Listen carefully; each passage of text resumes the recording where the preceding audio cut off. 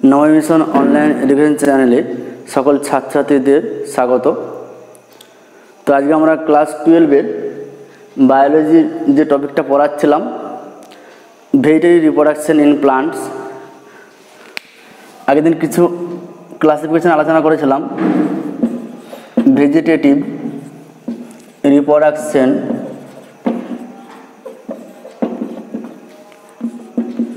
In plant. तो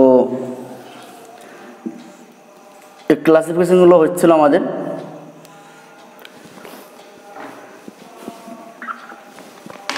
আমরা দুটো পার্টে ভাগ করেছিলাম, একটা ন্যাচারাল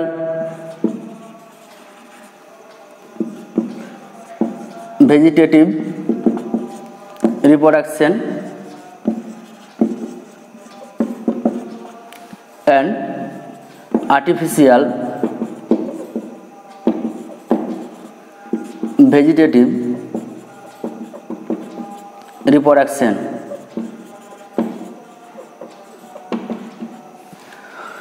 तो ন্যাচারালের পার্টটা আমরা আলোচনা করছিলাম। তো এখানে প্রথম ন্যাচারাল অর্থাৎ type of natural vegetative reproduction কী কী ভাগ করেছিলাম? By roots, by underground stem,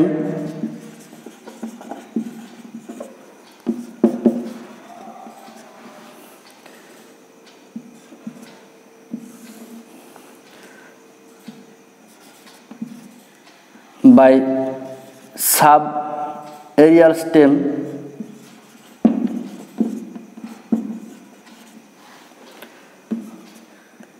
by leaf buds,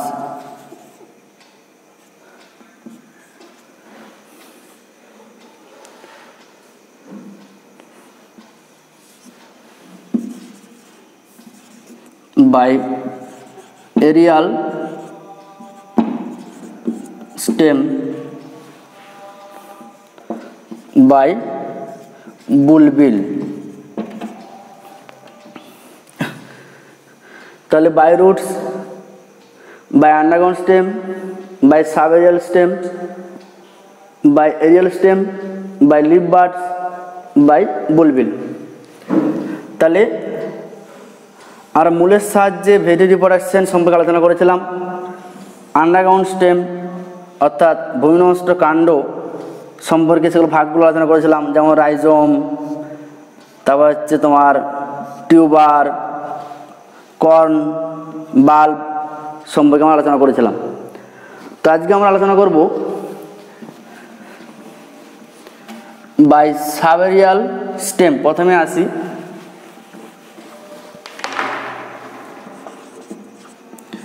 by sub Arial stems. তো বাই সাব এরিয়াল স্টেম কিছু পার্টে ভাগ করা যায়, যেমন রানার, অফসেট,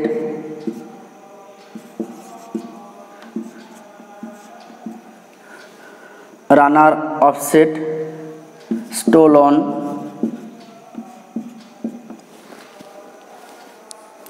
সাকার।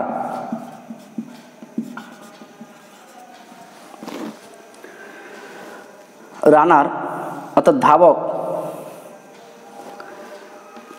ধাবক, অফসেট হচ্ছে তোমার খর্বধাবক, স্টোলন বক্ষধাবক, সাকার ঊর্ধ্বধাবক।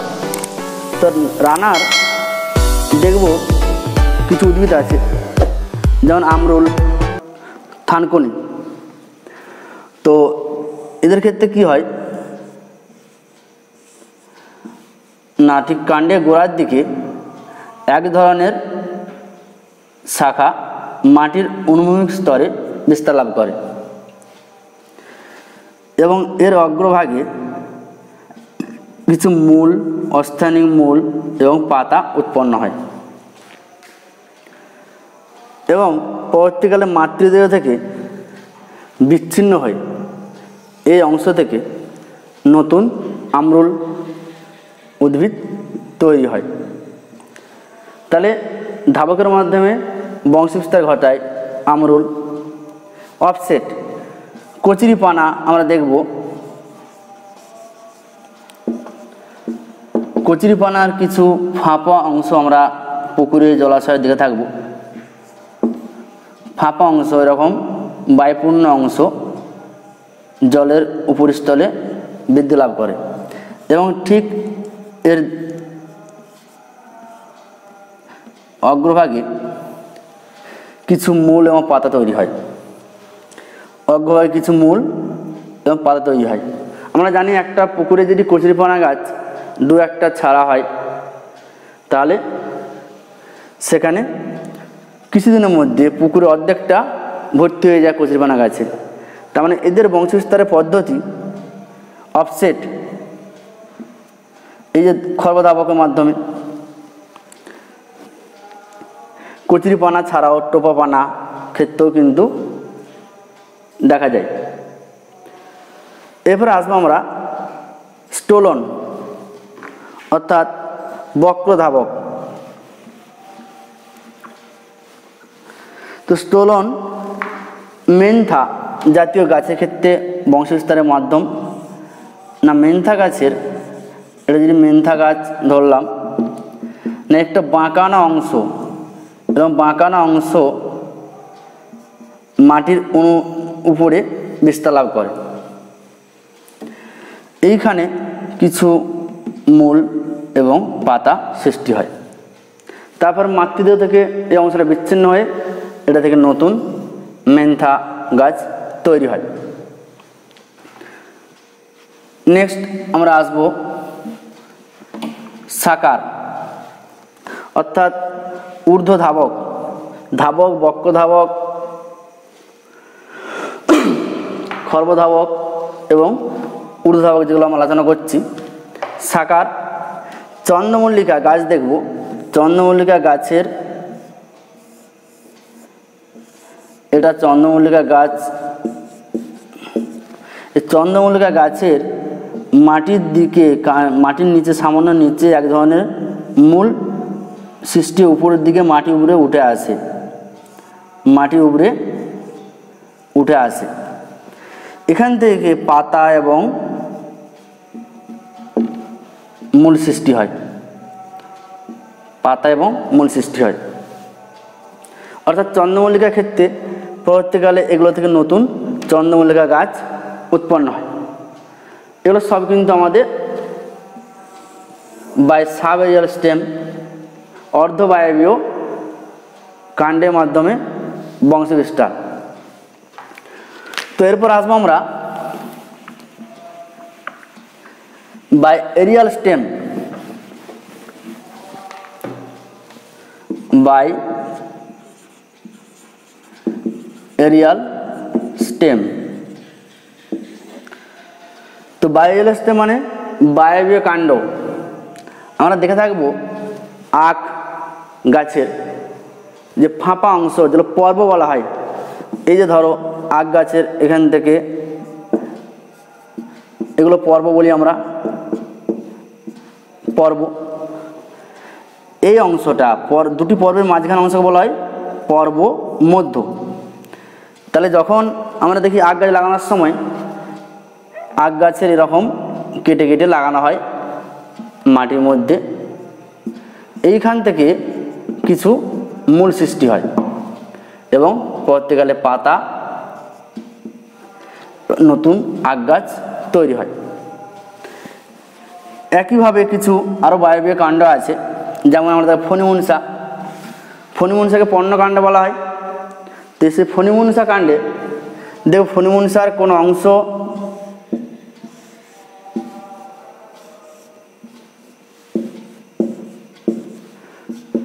যদি ফণিমনসার কোনো অংশ এই অংশটা যদি কেটে যায়, এই কাটা অংশ থেকে নতুন ফণিমনসা গাছ তৈরি হয়। মাটিতে পড়লে এই কাটা অংশ থেকে নতুন ফণিমনসা গাছ তৈরি হয়।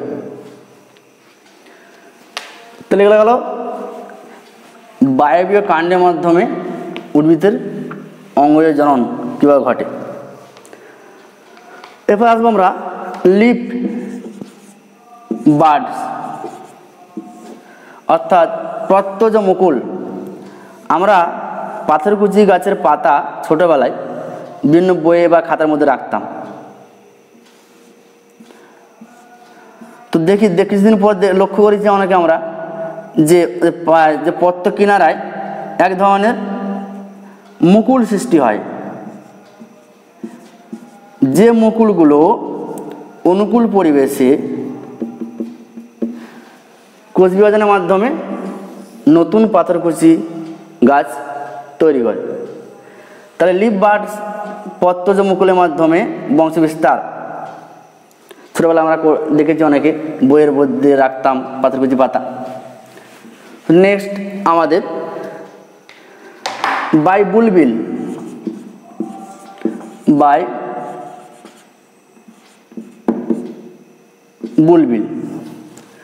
চুপড়ি আলু আমরা কেউ দেখেছি, কেউ দেখিনি, অনেকে অবগত নয় এর সম্পর্কে। আর চুপড়ি আলু যে কাণ্ড থাকে, কাণ্ডে যেখান থেকে পাতা বের হয়েছে, ঠিক কাণ্ডের যেখান থেকে পাতা বা শাখা পাতা সৃষ্টি হয়েছে তার গোড়ার দিকে একটা স্ফীত অংশ, গোলাকৃত অংশ দেখা যায়। এটা স্ফীত এবং গোলাকৃত অংশ দেখা যায়। ওই স্ফীত গোলাকৃত অংশগুলো মাতৃদেহ থেকে বিচ্ছিন্ন হয়ে অনুকূল পরিবেশে সেল ডিভিশনের মাধ্যমে নতুন উদ্ভিদ সৃষ্টি করতে পারে। তাহলে চুপড়ি আলুর ক্ষেত্রে এদের বংশবিস্তারের মাধ্যম হলো বুলবিলের সাহায্যে। তো এতক্ষণ আমরা আলোচনা করলাম natural vegetative reproduction in plants অর্থাৎ প্রাকৃতিক অঙ্গজনন। এরপর আমরা আসবো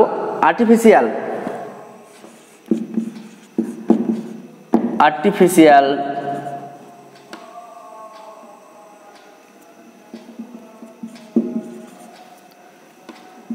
ভেজিটেটিভ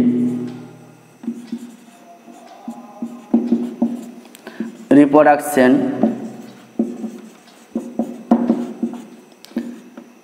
ইন প্লান্টস। এখানে কিছু পদ্ধতি কৃত্রিমভাবে, অর্থাৎ কৃত্রিমভাবে কিভাবে আমরা উদ্ভিদের অঙ্গজন ঘটাই আলোচনা করব। তো এখানে দেখব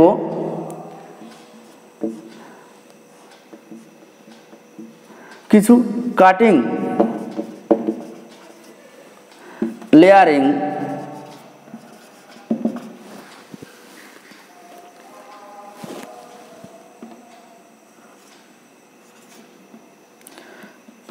গুটি,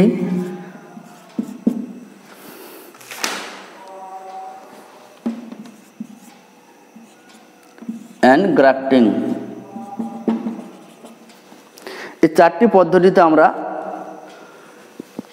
কৃত্রিমভাবে অঙ্গজন ঘটাই উদ্ভিদের ক্ষেত্রে। কাটিং,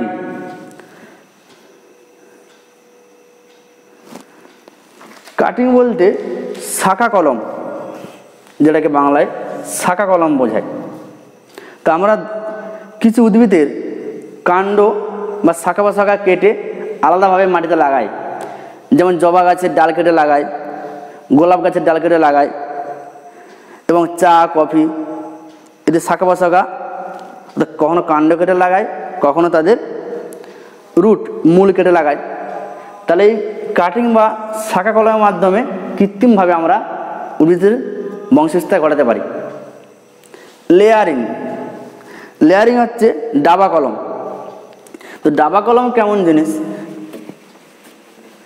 না, একটা উন্নত বৈশিষ্ট্য সম্পন্ন উদ্ভিদকে প্রথমে তাকে চুজ করা হলো। এই উদ্ভিদের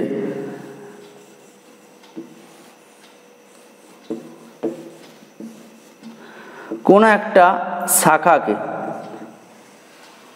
বাঁকিয়ে মাটির সঙ্গে আবদ্ধ করা হলো।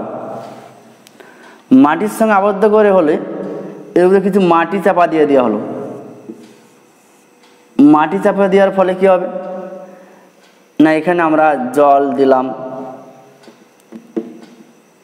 প্রতিনিয়ত জল দিই, তাহলে এই যে গাছের ডালটা আমরা শাখাটাকে বাঁকিয়ে মাটির সঙ্গে আবদ্ধ করে মাটি চাপা দিয়ে এখানে কিছু জল দিলাম, কিছু খাবার টাবার দিলাম, সার টার দিলাম। কিছুদিন পর দেখা যাবে এখান থেকে কিছু অস্থায়িক মুখ তৈরি হয়। তারপরে ধীরে ধীরে এখান থেকে কিছু পাতা সৃষ্টি হয়। তারপর মাতৃদেহ থেকে এই ডালটা কেটে আলাদাভাবে কোনো টবে বা মাটিতে যদি লাগানো হয় তাহলে এখান থেকে নতুন গাছ সৃষ্টি হয়। এটা হলো ডাবা কলম। যেমন লেবু, গোলাপ, পেয়ারা ক্ষেত্রেও, আপেল ক্ষেত্রেও ডাবা কলম বা লেয়ারিং ঘটানো যায়। গুটি কলম। এবার আসবো গুটি বা গুটি কলম সম্পর্কে। তো গুটি কলম একটা গাছের কোনো একটা ডাল চুজ করা হলো, এখানটা ভালো করে ছুরি কাঁচি দিয়ে এর মোটা অংশটা ছালটাকে তুলে দেওয়া হলো। তুলে দেওয়ার পর এখানে কিছু মাটি, সার এবং কৃত্রিম হরমোন দিয়ে IBA, IAA এ সমস্ত দেওয়া হলো। দিয়ে ভালো করে খড় দিয়ে বেঁধে দেওয়া হলো। বেঁধেলে কী হবে, কিছুদিন পর এখানে সেল ডিভিশন হবে। সেল ডিভিশনের পর এখান থেকে অর্থাৎ কোষ বিভাজনের মাধ্যমে কী হলো, এখানে কোষের মধ্যে কিছু মূল উৎপন্ন হবে এবং তারপর কিছু পাতা উৎপন্ন হবে। তারপর মাতৃদেহ থেকে এই ডালটা কেটে আমরা আলাদা জায়গায় মাটিতে বা টবে লাগালে নতুন উদ্ভিদ পেয়ে যাব। তো এটা হলো গুটি কলম। তা তিনটে আমরা পদ্ধতি গেলাম। একটা হচ্ছে কাটিং, কারো কাণ্ড বা মূল কেটে লাগানো হলো, কারো লেয়ারিং, এবং গুটি কলম ক্ষেত্রেও কিছু কিছু উদ্ভিদ যেমন দেখা যায় লিচু, পেয়ারা ক্ষেত্রেও করা হয়। এবার আসবো গ্রাফটিং অর্থাৎ জোর কলম। জোর কলম সম্পর্কে তাহলে আমাদের আর্টিফিশিয়াল রিপ্রোডাকশনে প্ল্যান্টের গ্রাফটিং, জোর কলম। এখানে কি করা হয়, দুটি উন্নত বৈশিষ্ট্যযুক্ত একই প্রজাতি দুটি উদ্ভিদের দুটি শাখাকে প্রথম চুজ করা হলো। নেওয়ার পর একটার সঙ্গে আর একটা জোর লাগানো হয়, অর্থাৎ যার সাথে জোর লাগানো হয় সেটা হলো স্টক, আর যেটাকে জোর লাগানো হয় সেটা হলো সিয়ন। অর্থাৎ জোর কলম আমরা ক্লাস 10-এ পড়েছি, স্টক সিয়নের কথা ক্লাস 8-এও পড়েছি। তাহলে সেই জোর কলম মাধ্যমে জোর লাগিয়ে সেগুলোকে সেখানে পরিচয় দেখা গেলো কিছুর মধ্যে কিছু কৃত্রিম হরমোন স্প্রে করা হয়। কৃত্রিম হরমোন প্রয়োগ করার ফলে সেখানে সেল ডিভিশন শুরু হবে। যখনই সেখান থেকে কিছু মূল বের হলো তখন সেটাকে টোটাল তার মাতৃদেহ দুটো থেকে আলাদা করে বা বিচ্ছিন্ন করে সেটাকে আলাদা জায়গায় লাগানো হলো। এভাবে আমরা জোর কলম মাধ্যমে নতুন উদ্ভিদ তৈরি করতে পারি। এবং এই জোর কলম কিছু উদ্ভিদ দেখা যায় যেমন হচ্ছে বাতাবি লেবু, কমলা লেবু, আম, আপেল ক্ষেত্রেও এগুলো ঘটানো হয়। তো এতক্ষণ আমরা আলোচনা করছিলাম ভেজিটেটিভ রিপ্রোডাকশন ইন প্লান্টস। তো এত কিছু যে আলোচনা করলাম এর গুরুত্ব কি, অর্থাৎ আমরা যদি ইম্পর্টেন্স অফ আর্টিফিশিয়াল ভেজিটেটিভ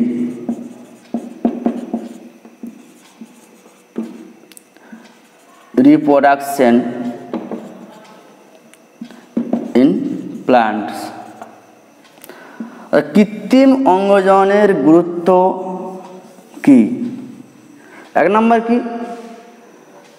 না, আমরা খুব অল্প সময়ের মধ্যে অনেক বেশি বংশবিস্তার ঘটাতে পারি। 2 নম্বর, মাতৃজীবের সমগুণ সম্পন্ন পদ তৈরি হয়।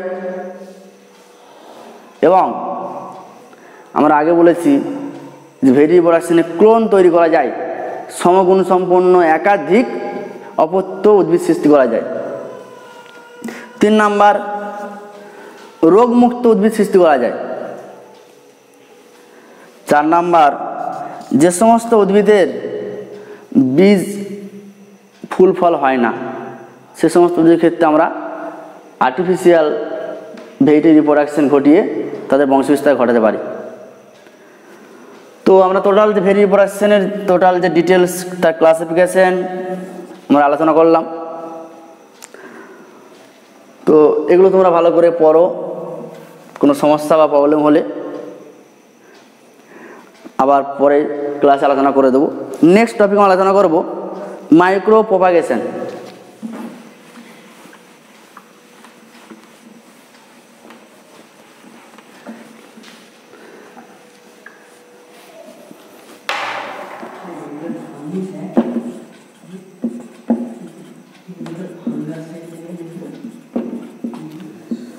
মাইক্রো প্রপাগেশন,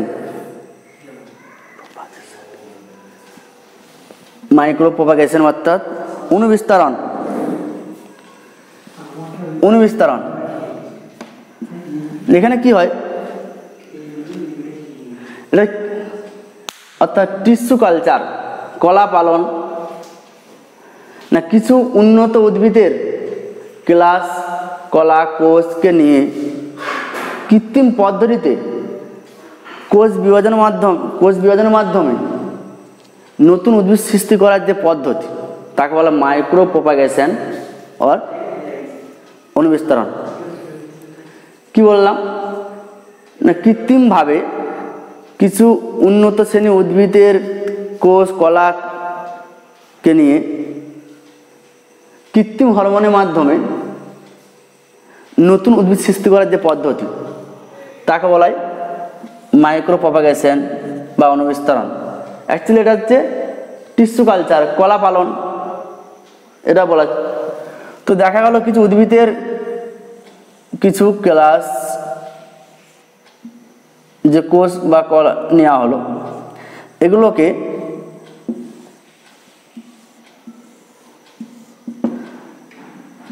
কৃত্রিম হরমোন অর্থাৎ সাইটোকাইনিন এবং অক্সিন। সাইটোকাইনিন অক্সিন কেন ব্যবহার করা হচ্ছে না, আমরা জানি সাইটোকাইনিন এবং অক্সিন সেল ডিভিশনে সাহায্য করে। তো যার ফলে এখানে সেল ডিভিশন শুরু হয়। সেল ডিভিশন শুরু হলো,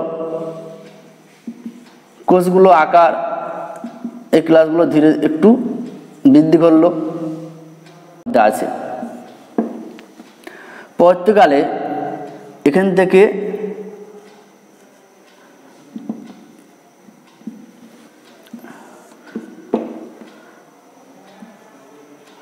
ছোট ছোট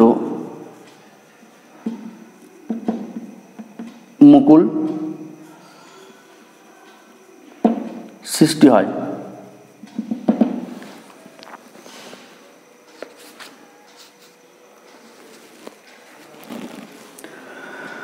তো এবার এই যে মুকুল এবং এখানে যে মূলগুলো উৎপন্ন হলো, উৎপন্ন হওয়ার পর এগুলো ধীরে ধীরে পরবর্তী স্টেজে এখান থেকে কাণ্ডের দৈর্ঘ্য বৃদ্ধি করতে শুরু করে প্রতিদিন। অর্থাৎ প্রথমে কৃত্রিম হরমোন রাখার ফলে সেগুলো সেল ডিভিশন হলো। সেল ডিভিশনের পর এখানে বিভাজনের মাধ্যমে কিছু মূল উৎপন্ন হলো। মূল তৈরি হওয়ার পর সেখান থেকে আস্তে আস্তে কাণ্ডের উপরের দিকে কাণ্ডের দৈর্ঘ্য, পাতা, ছোট ছোট পাতা বৃদ্ধি করলো। এবার এগুলোকে আমরা এইখান থেকে পাত্র থেকে বাইরে এনে টবে বা মাটিতে যদি লাগাই, নতুন উদ্ভিদ তৈরি হয়। অর্থাৎ কৃত্রিমভাবে এই যে উদ্ভিদ তৈরি পদ্ধতি, উদ্ভিদের কোনো কলা কোষকে নিয়ে কৃত্রিম হরমোনের সাহায্যে, এটা হলো মাইক্রো প্রপাগেশন বা অনুবিস্তারণ। তো এই মাইক্রো প্রপাগেশন এবং বিস্তারণ এর সুবিধা অর্থাৎ গুরুত্ব কি? Importance of micro propagation.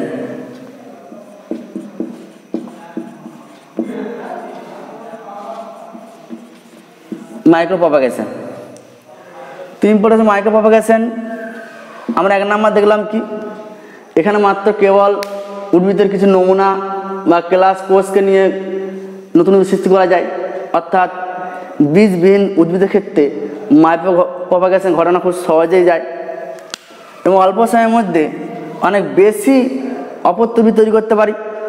3 number, এখানে রোগমুক্ত অর্থাৎ রোগমুক্ত উদ্ভিদ খুব সহজে তৈরি করা যায়। এবং 4 নাম্বার,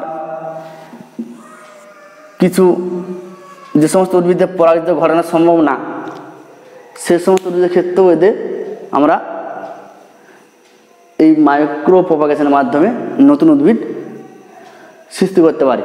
এটা হলো কৃত্রিম, অর্থাৎ কৃত্রিমভাবে কলা পালন, টিস্যু কালচার।